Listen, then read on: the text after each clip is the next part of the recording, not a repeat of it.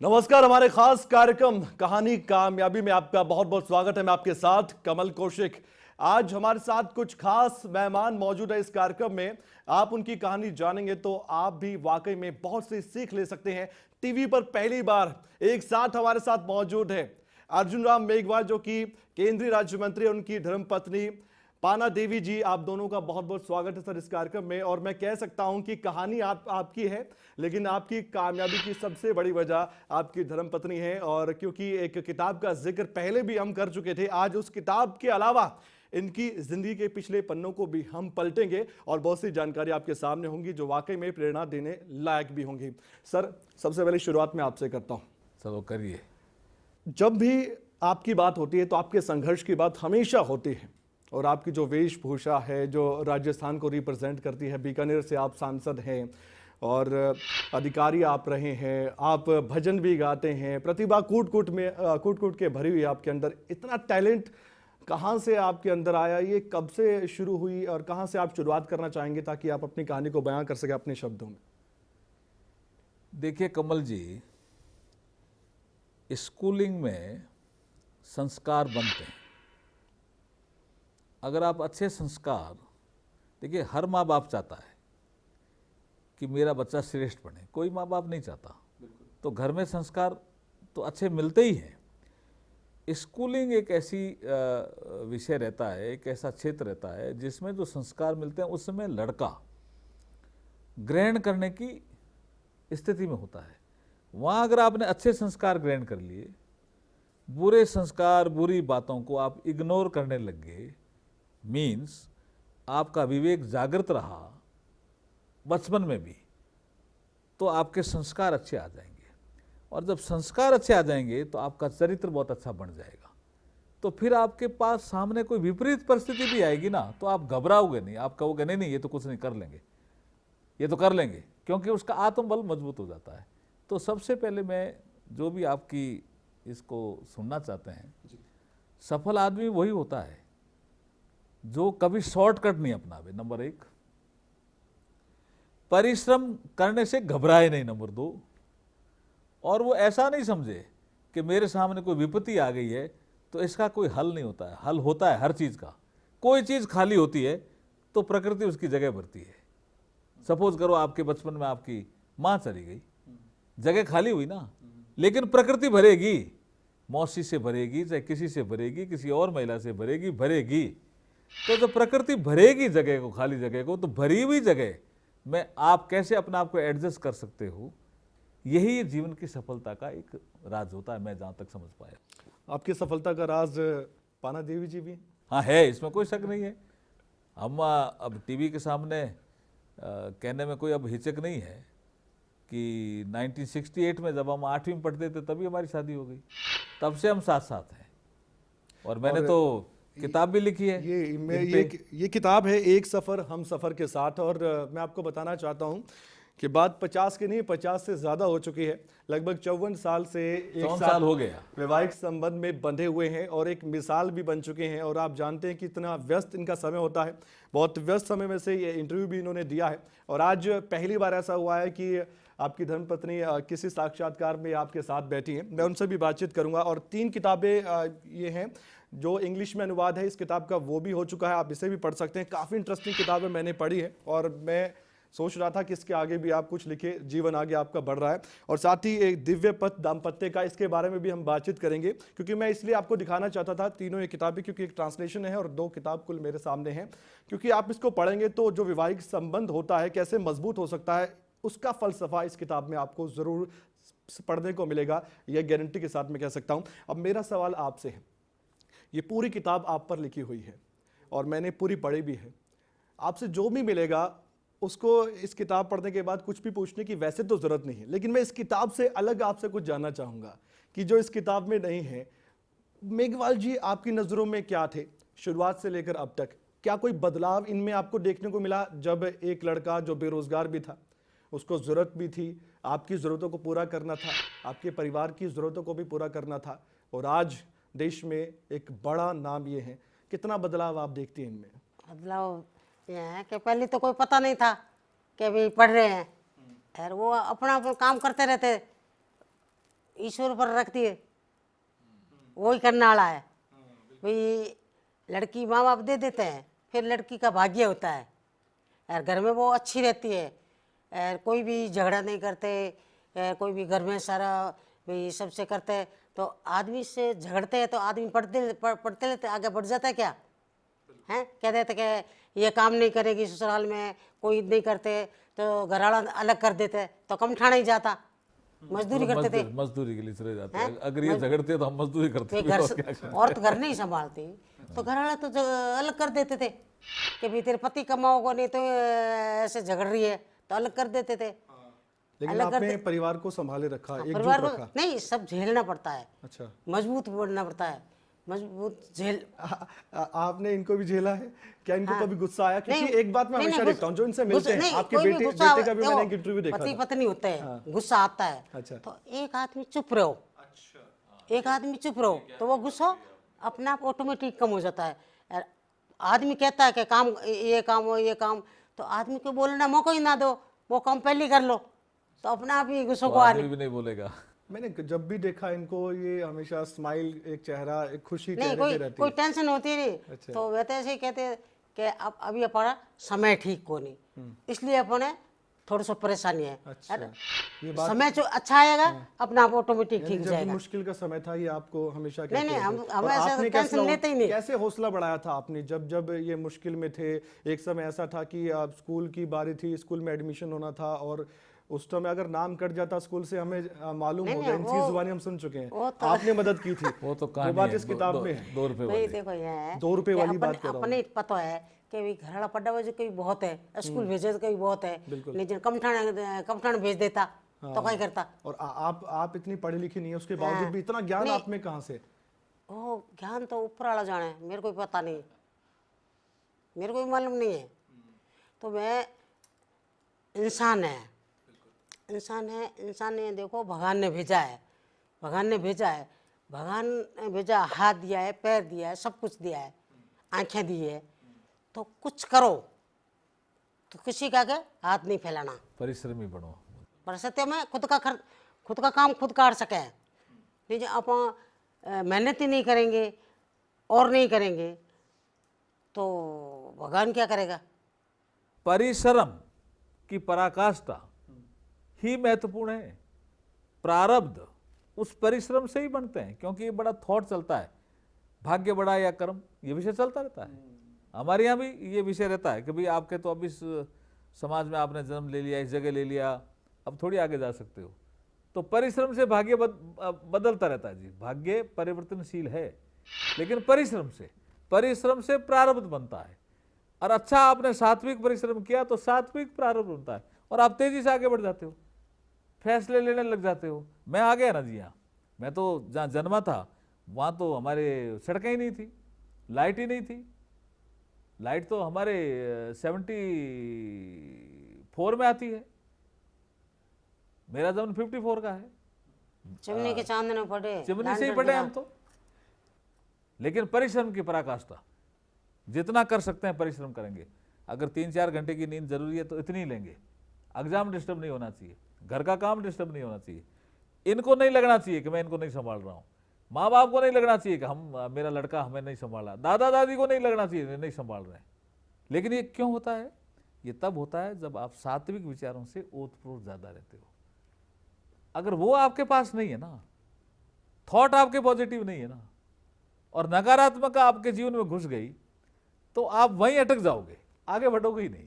लेकिन ये बड़ा सवाल अपने आप में कि जो पॉजिटिव थॉट है वो कैसे लाएं, ये जो सकारात्मक सोच है वो कैसे किसी के मन में आ सकती है। आपने पॉजिटिव थॉट की बात की है, सोच ये बनाए कैसे? कोई जो हमारे दर्शक इस समय देख पा रहे हैं आपको, वो जानना चाहते होंगे कि मैं फिर कहूँगा कि एक छोटे से परिवार में जन्मा, जहाँ पर धन की कमी थी, पैसे नहीं थे, पढ़ाई के लिए 2 रुपये के लिए आप तरस रहे थे, एडमिशन के लिए, वो आईएएस अधिकारी बन गया, मंत्री बन गया, आज जाना माना बड़ा चेहरा है, प्रधानमंत्री नरेंद्र मोदी के आप खासम खास हैं। तो ऐसे में वो पॉजिटिव थॉट कैसे आज भी आपके साथ है, जबकि आपके विरोधी भी होते हैं राजनीतिक तौर पर, जो आपकी आलोचना कई बार करते हैं, आपकी पार्टी की आलोचना देखिए, आपने अच्छा कमल जी एक ऐसा थॉट का क्वेश्चन पूछा है। ये जो हमारा शरीर है ना, इसके 4 भाग में करता हूँ। एक तो बॉडी जो हमें दिखती है ना, जिसको शरीर बोलते हैं, वेस्टर्न थॉट भी ऐसा ही है, बॉडी, माइंड, इंटेलेक्ट और सोल। इसके जो ज्ञानेंद्रियां जिनसे हम देख रहे हैं, आपसे बात कर रहे हैं, ज्ञानेंद्रियां हैं। Yes. कर्मेंद्रियां जिससे हम काम करते हैं, तो 5 5 10 वो हुई। एक मन है, तो भौतिक मन इस कर्मेंद्रियों ज्ञानेंद्रियों के साथ का है, तो ये 11 हुई।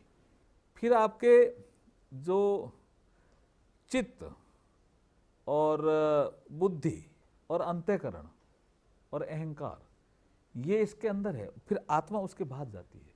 तो अगर आपने बॉडी, माइंड, इंटेलेक्ट और सोल इनको बैलेंस कर दिया, इनको बैलेंस कर दिया आपने, और चारों स्तर पे काम किया आपने, भूख लगी तो खाना खाया, शरीर की पूर्ति की, मन से मनोरंजन या मित्र ज्यादा बनाए तो मन प्रसन्न हुआ, उसका दायरा बढ़ा, बुद्धि किताबें ज्यादा पढ़ी, अखबार पढ़े, टीवी देखा, ज्ञान प्राप्त किया, समाज से सीखा, बुजुर्गों से सीखा, आपसे सीखा, इंटेलेक्ट ठीक रहा। और परमात्मा प्राप्त करने की बहुत से साधन है, ध्यान भी उसमें से एक है, सत्संग भी उसमें से एक है, ज्ञान अर्जन की चर्चाएं उसमें से एक है, टीचर भी ज्ञान देते थे, वो आत्मा की खुराक थी। तो 4 खुराक एक साथ लेने लग जाए ना आदमी, 4 खुराक, और बचपन से कोई लेने लग जाए, वो श्रेष्ठ आदमी बनेगा ही बनेगा जी। बचपन से लेना, बचपन से पड़ेगा उसको। तो आपके क्या होगा कि नेगेटिव थॉट नहीं घुसेंगे, पॉजिटिव थॉट। कोई अगर नेगेटिविटी भी होगी ना, जैसे मेरे जीवन में भी बहुत सी ऐसी चीजें आई। मैं एक जगह था, हमने एग्जीबिशन लगाई, बहुत बड़ी आग लग गई। लोगों ने कहा अब ये तो फेल हो गई। मैं सारी रात वहीं बैठा रहा और हमने दूसरी दोबारा खड़ी कर दी। मेरे कलेक्टर थे, बोले यार ये क्या किया आपने, कैसे खड़ी कर दी? मैंने कहा मैं घर ही नहीं गया। मैंने कहा क्या हुआ, आग लगी तो लग गई, वो प्राकृतिक कारण था। लेकिन मनुष्य जैसे अभी इन्होंने कहा ना, हाथ पांव दिए, मैंने कहा इसको वापस ठीक करेंगे। अब टेंट वाले को कहा जो तेरे को पैसा लेने हैं वापस देंगे, ऐसी बात नहीं, सामान है क्या तुम्हारे पास, वापस लो, वापस ठीक करेंगे। और सारी रात हम बैठे रहे, और कोई सामान जयपुर से आ गया, कोई अबोर से आ गया, श्री गंगानगर की बात है, कोई डब्बाली हमारे पास था, वहाँ से आ गया, संगरिया से आ गया सामान, हनुमानगढ़ से आ गया, और हमने वापस लगा दिया। और अगर हम ये कहते भी अब तो आग लग गई, तो हमारे 200-250 जो पार्टिसिपेंट थे वो भी परेशान होते, उनको पैसा वापस जाना है, देना है, उसमें फंस जाते। मैंने कहा नहीं, वापस लगाएंगे जी। लोगों ने कहा जब सगुन ठीक नहीं हुए फिर लग जाएगा। मैंने कहा फिर लगेगी तो फिर देखेंगे, अभी तो हम दोबारा करेंगे दुकानें। तो ये जो आत्मबल आता है ना, ये तब आता है जब आदमी थोड़ा विवेकशील होता है। और विवेकशील कब होता है? जब वो थोड़ा बुद्धि से आगे बढ़ता है, इंटेलेक्ट से आगे बढ़ता है, और विवेकशील होने से गलत क्या सही क्या इसका निर्णय करता है। और ये ताकत मनुष्य के पास ही है और किसी के पास नहीं है। जानवर के पास ये ताकत नहीं है। बाकी चीजें जानवर के पास भी होगी, लेकिन इंट्रोस्पेक्शन करने की, चिंतन मनन मंथन करने की ताकत खाली मनुष्य में है। और उसको ध्यान करके बैठना चाहिए, क्या हुआ, कैसे आग लगी। तो मैंने ध्यान करके 5-7 मिनट बैठा। मैंने कहा यार अब क्या करें। तो मेरे मन से आवाज आई, आवाज आती है, मन से भी आती है, यहाँ से आती है। यहाँ से अगर आ रही है तो आत्मा से ही आ रही है, मानो आप। उन्होंने कहा क्या बात है, आंधी आई, आग लग गई, लेकिन इनका क्या दोस्त है जो 250 लोग आए, दोबारा होना चाहिए। और दोबारा हमने लगाया, और वही लोग जो विरोध कर रहे थे, हमारा एक दिन खराब हो गया, दुकानें जल गई, ये हो गया, हमारा सामान भी जल गया, उन्होंने ही जो वापिस जो टेंट आया उसके पैसे भी दिए। क्योंकि उनकी आग लगी ना, तो वो इवेंट बड़ा हो गया। आग कैसे लगी तो देखने ज्यादा आए, तो उनकी बिक्री ज्यादा हुई। अच्छा। तो उसको हमने, जो आपकी एक आपदा थी, उसको हमने अवसर में बदल दिया। एक मैंने ये भी सुना, इस किताब में पढ़कर भी मैंने देखा कि आप जो कर रहे थे, जैसे कि साबुन से नहाने की एक जिद हो गई थी कि एक प्रथा बदलनी है। कई प्रथाएं बदली आपने घर में, अपने आसपास की जो बहुएं हैं उनके लिए भी आप मिसाल बन गई, वो भी प्रभावित हुई आपसे, उन पर भी आपका असर हुआ। यानी कि मेरा पॉइंट तो ये है मेघवाल जी कि नेतागिरी तो शुरुआत से ही हो रही थी, ये लीडर बन गए, घर में नेतागिरी तो शुरुआत से हो रही थी, लीडर बन चुके थे वो। कि आपको भाई अपने सब कुछ काम आता है, तो आप किसी से आप कर सकते हैं, तो क्यों भाई ये काम करो नहीं, ये बात है घर बैठ नहीं। अभी कोरोना था ना, तो मैंने इतने बैग नहीं बनाए, मोतियारा खूब बनाए और सब गिफ्ट कर दिए। क्यों कि अब अपने ठीक है, व्यवस्था है तो सबको गिफ्ट करते हैं। इनकी बात जो आपने पूछा ना, बीच में काट रहा हूँ, आप थोड़ा इसका जवाब भी दे दो। इनका क्या था, हमारी दादी को ऐसा लगता था कि चक्की का आटा नहीं होता है, उसमें ताकत निकल जाती है, तो हाथ से पीसो। तो हमारा 100 घरों की बस्ती थी, सभी हाथ से पीसते थे जी आटा। ये पहली महिला निकली जिन्होंने आटा चक्की पे नहीं, मेरे को ऐसे दया आती थी कि बेचारी ये तो नहीं गर्मी है, और गर्मी में वो पसीने से ऐसे लद हो जाती यार बेचारी, वो चक्की? चक्की चलाने, और लाइट तो मेरे थी को नहीं। ये कहीं ये घर में औरतों के थोड़ी टाइट है, तो मैं क्यों ये काम गाला ही तो काटे और क्या करेगी। भाई दादी जी खाली गालियां ही निकालेगी। गालियां ही निकालेगी और मैं क्या जा करके देती हूँ कई आटा लोगों चक्की भल्लो पे, से आटा। तो फिर इनके देने के पीछे पीछे उन्होंने देना शुरू कर दिया। अच्छा, कि कई लोग और भल्लो से फिर लोगों को हमने समझाया भी ऐसा ताकत नहीं निकलती उसमें, ऐसा नहीं, मैं ताकत निकलती। डरती नहीं थे, मैं भगवान से डरती हूँ, वो गलत काम करूँ तो डरूँ, वो मैं नहीं डरती हूँ, वो मैं कोई गलत थोड़ी काम कर रही हूँ।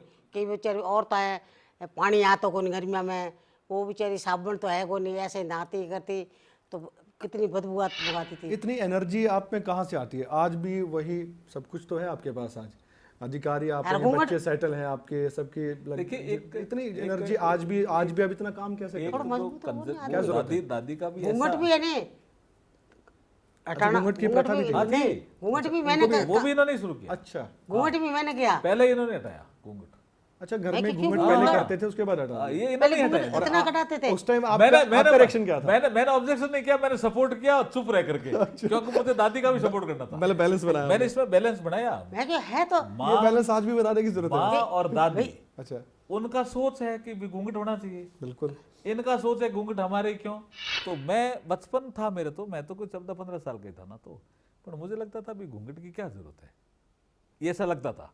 तो मैं ना इनका सपोर्ट लेता था ना उनका सपोर्ट लेता था, मैं चुप रहता था, तो इनको एनर्जी मिल जाती थी। अच्छा, आपके साथ कभी ऐसा भी हुआ कि यार ये तो जोरू का गुलाम है, किताब भी इसने लिख दी हाँ, है? ऐसा करते थे, ऐसा होता था, ऐसा तो कभी कई बार कोई कहते वाक्य है ऐसा कि आपके मुंह पर ही किसी ने कह दिया हो? वो तो वहाँ उस समय अहमदाबाद में कहा था, मैंने आपको बताया था। अब वो उसके अलावा परिवार में किसी ने कहा हो? परिवार में तो ऐसा कुछ पत्नी की बात ही मानता है। नहीं, मेरे सासू जी है नहीं, सासू जी बहुत सीधे थे, वो इतने डरते थे, मैं क्यों डरो क्यों, आगे बढ़ना है वो तो डरो क्यों। हमारी दादी से डरते थे। दादी क्या है कि कंट्रोलर थी हमारे घर में, और इसका बहुत हार्ड था।